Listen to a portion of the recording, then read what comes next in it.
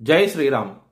2022 నుంచి 2024 జూలై వరకు మొత్తం 11 ప్రెడిక్షన్స్ అనేవి ప్రూవెన్ అయ్యాయి. మరియు నా వాట్సాప్ గ్రూప్ లింక్ కూడా ఇచ్చాను క్రింద డిస్క్రిప్షన్లో. ఇది నిజమా కాదా అనుకుంటే కనుక ఈ 11 ప్రెడిక్షన్స్ అనేవి కింద డిస్క్రిప్షన్లో ఉంటాయి. మీరు చెక్ చేసి నిజమైతేనే నా వాట్సాప్ గ్రూప్ లింక్ యాడ్ అవ్వండి మరియు నా ఛానల్ని సబ్స్క్రైబ్ చేసుకోండి.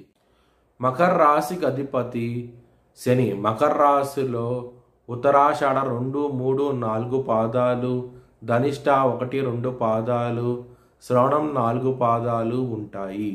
ఈ నక్షత్రం వాళ్ళందరికీ నేను చెప్పే వార ఫలితాలు వర్తిస్తాయి.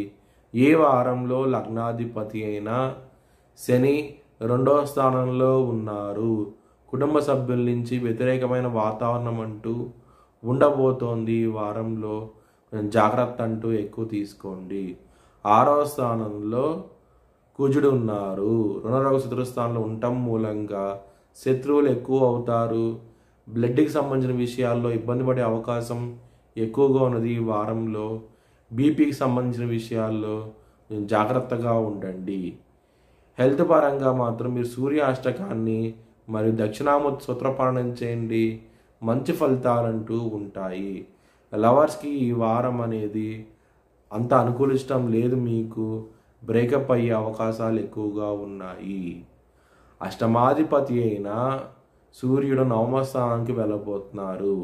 దాని మూలంగా కోర్టు కేసులు ఏమైనా ఉంటే కనుక అవి మీకు అనుకూలమైన తీర్పు వచ్చే అవకాశం ఎక్కువగా ఉన్నది. ఈ వారంలో చాలా ఆనందంగా ఉంటారు. ఇంకా ఇబ్బందికరంగా ఉంది అనుకుంటే కనుక మీరు లలితా సహస్రం పారాయణం చేయండి. మంచి ఫలితాలంటూ ఉంటాయి. శుక్రుడు కన్యారాశిలో నిలబడతారు. అలాంటి శుక్రుడు కన్యారాశి నుంచి తులారాశికి రాబోతున్నారు. 18వ తారీఖు నుంచి మీకు చాలా చాలా మంచి ఫలితాలంటూ ఉంటాయి. ముఖ్యంగా కెరియర్ పరంగా మాత్రం ఇంప్రూవ్మెంట్స్ అనేవి కనబడతాయి.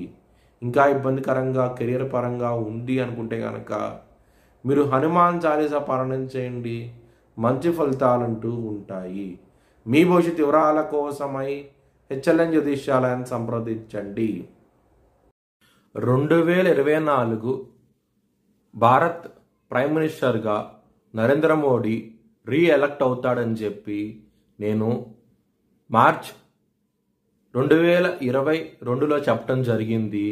అది ఈ నెల ప్రూవ్ అయ్యింది.